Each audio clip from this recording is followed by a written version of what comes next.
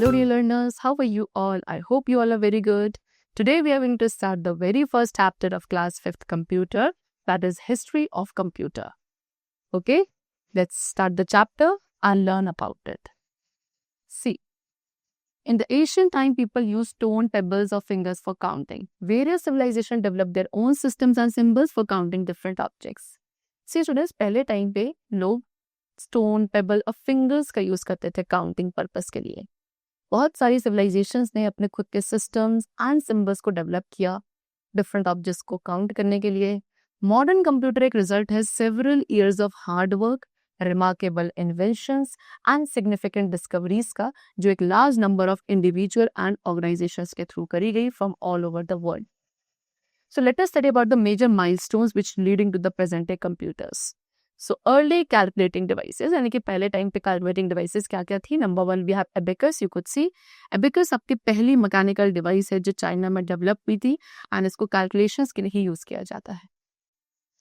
abacus एक wooden frame का बना है जिसमें रॉड्स होती हैं एंड हर एक रॉड के अंदर सर्टेन नंबर ऑफ बीड्स होते हैं. फिर इसके बाद ये फ्रेम आपका डिवाइडेड होता है 2 पार्ट्स में, that is heaven and earth. Each rod, heaven में हर एक रॉड के 2 बीड्स होते हैं एंड अर्थ पे भी हर एक रॉड के अंदर 5 बीड्स होते हैं. ठीक है, एंड इसको आप एडिशन, सबट्रैक्शन, मल्टीप्लिकेशन, डिविजन सभी ऑपरेशंस के लिए आप इसका यूज करते हैं. Second we have Pascal's adding machine. तो 1642 में ब्लेज पास्कल जो एक फ्रेंच मैथमेटिशियन थे, इन्होंने एडिंग मशीन इन्वेंट करी जिसे आप पास्कलिन और पास्कल्स कैलकुलेटर कहते हैं. इसमें गियर, व्हील्स एंड डाइज का यूज किया गया.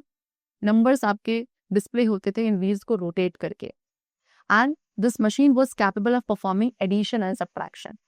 ऑलराइट, गियर प्रिंसिपल को फर्दर बाकी कई मैकेनिकल कैलकुलेशंस पर भी एम्प्लॉय किया गया.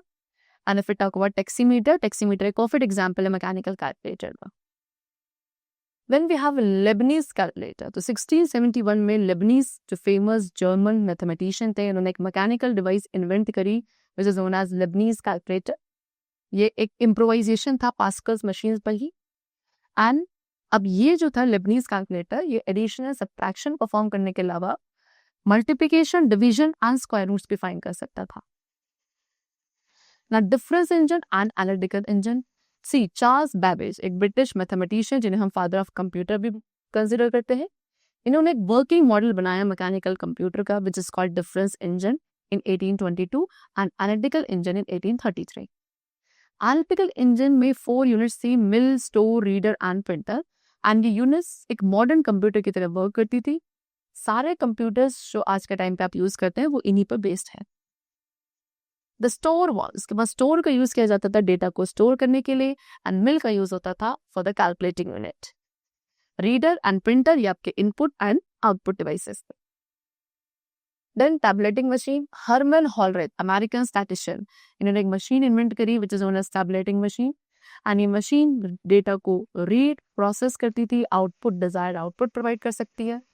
इनपुट को प्रोवाइड किया जाता था पंच्ड कार्ड्स के थ्रू एंड ये पंच्ड कार्ड्स को यूज करते थे आप डेटा और इंफॉर्मेशन को रिकॉर्ड में स्टोर करने के लिए. देन मार्क 1, हार्वर्ड एकन जो कि प्राइमरी इंजीनियर थे आईबीएम में, इन्होंने पहला automatic sequence control calculator develop किया मार्क 1 इन 1944, जो कि लॉन्ग कंप्यूटेशंस को ऑटोमेटिकली एग्जीक्यूट कर सकता था. Then we have ENIAC, that is electronic numerical integrator and computer, पहला general purpose electronic digital computer जिसको John Mauchly and J Presper Eckert ने 1946 में डेवलप किया, इन्वेंट किया. इसके अंदर 18,000 वैक्यूम ट्यूब्स का यूज किया गया and it was 1000 times faster than the mark 1. ठीक है, ये 2 लार्ज नंबर्स को 200 माइक्रोसेकेंड्स में ऐड करने के कैपेबल था. Then we have EDSEC. EDSEC is what? Electronic delay storage automatic calculator, जो कि प्रोफेसर सर मॉरिस विल्किस ने डिजाइन किया था at the university of Cambridge on 6 May 1949. And ये कंप्यूटर पहला ग्राफिकल कंप्यूटर गेम रन करता था जिसका नेम था बीट. देन EDVEC, electronic discrete variable automatic computer, एक मॉडर्न टाइप ऑफ कंप्यूटर है जो एग्जिस्टेंस में आया John von Neumann's development of software के साथ which was written in binary code.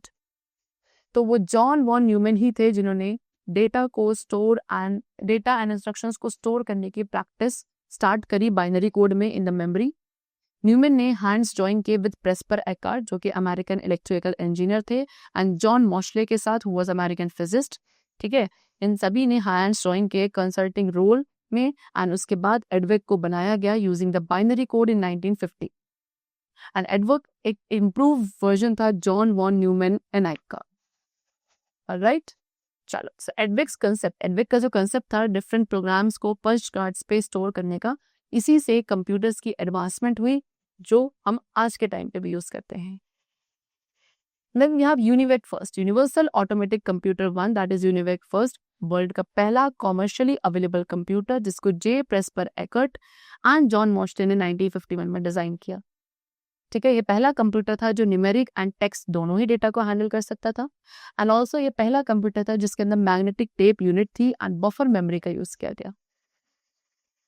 Now we come to generations of computers. So every household, हर एक household में you must have seen there are different generations of people. Alright, आपके grandfather आपके एक different generation को belong करते हैं, father to a different, and you belong to the latest generation. So जैसे जैसे generation progress होती है, जो devices लोग use करते हैं वो भी increasingly advanced होती जाती हैं। ठीक है, let us see how. This was the pen which was used by your grandfather, this by your father, and now you use this one. ठीक है, and the calculating machines also have been what? Advanced. So like in the case of humans, तो जैसे humans की case है वैसे ही different generations computers के भी हैं। Let's compare the generations of computer, right? So first generation computer की बात करें तो इसको आप बोलते थे vacuum tubes। Second generation computers में हम transistors का यूज करते थे as a processor। Third generation computer में integrated circuits का यूज होता था, and fourth generation computer में microprocessor का। Remember student, first generation computer 1940 से 1956 तक रहे, second generation 1956 to 1963, third generation computers का यूज रहा 1964 to 1971 तक, एंड फोर्थ जनरेशन कंप्यूटर 1971 से till current date also they are being used.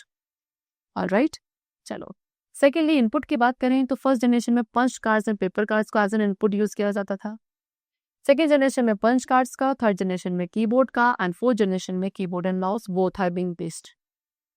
Output की बात करें तो फर्स्ट जनरेशन में प्रिंटर का यूज होता था, सेकंड में भी प्रिंटर, थर्ड में monitor and printer, and fourth में भी मॉनिटर एंड प्रिंटर।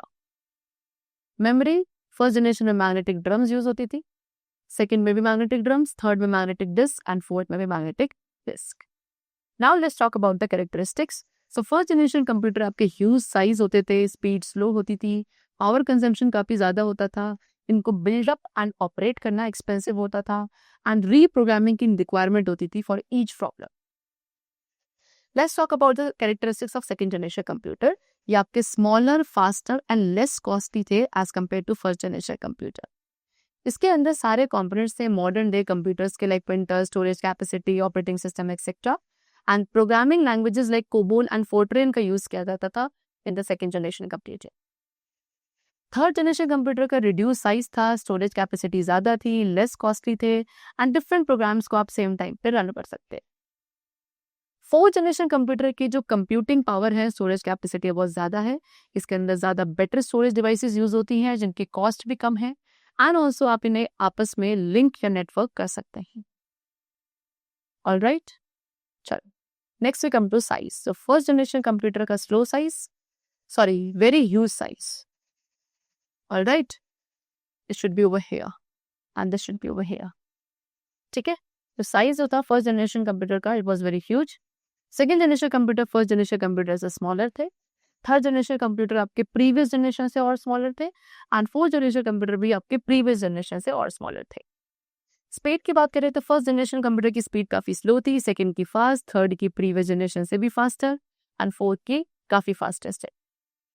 लैंग्वेज में फर्स्ट जनरेशन कंप्यूटर में मशीन लैंग्वेज का यूज होता था, सेकेंड जनरेशन में मशीन एंड असेंबली लैंग्वेज का यूज होता था, यानी कि उसके साथ साथ हाई लेवल लैंग्वेजेस की भी बिगिनिंग हो चुकी थी, like Fortran, COBOL etcetera. Third generation में हाई लेवल लैंग्वेजेस यूज की जाती थी, एंड फोर्थ जनरेशन में modern high level languages. Cost, तो फर्स्ट जनरेशन कंप्यूटर की जो कॉस्ट थी काफी ज्यादा है, ठीक है, सेकेंड जनरेशन की थोड़ी कम थी, थर्ड जनरेशन की और कम हो गई, एंड फोर्थ जनरेशन की भी प्रीवियस जनरेशन कंप्यूटर से काफी लेस कॉस्ट है।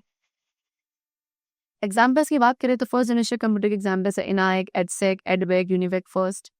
सेकेंड जनरेशन के एग्जाम्पल है IBM 1401, RCA 501, IBM 700।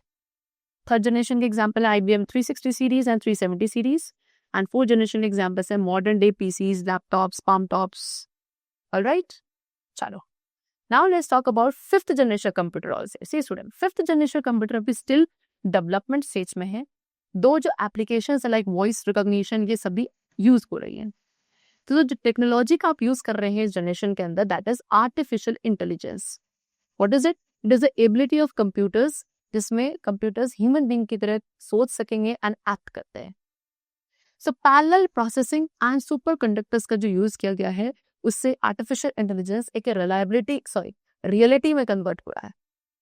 एंड जो गोल है फिफ्थ जनरेशन कंप्यूटर का वो क्या है? ऐसी डिवाइसेस को डेवलप करना जो नेचुरल लैंग्वेज इनपुट को रिस्पॉन्ड कर सकेगी and also is capable of learning and self organisation. So they have given you some of the features of fifth generation computer. Number 1 कि इनकी हाई एफिशिएंसी होती है, ज़्यादा अच्छी परफॉर्मेंस है bye multiple CPUs. Secondly they have the ability कि बहुत ज़्यादा कॉम्प्लेक्स प्रॉब्लम्स को भी कैरी आउट कर सकते हैं.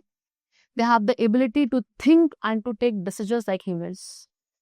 ऑल्सो ये ह्यूमन बींग्स की तरह इंटेलिजेंट होते हैं एंड इन्हें रोबोटिक्स एंड डिफेंस जैसे एरियाज में भी यूज किया जाए. Alright, that's the chapter completed over here and I hope you must have understood the history of computers. Right, now we will meet in the next session very soon. Then take care of yourself, keep learning very well, and thanks to all.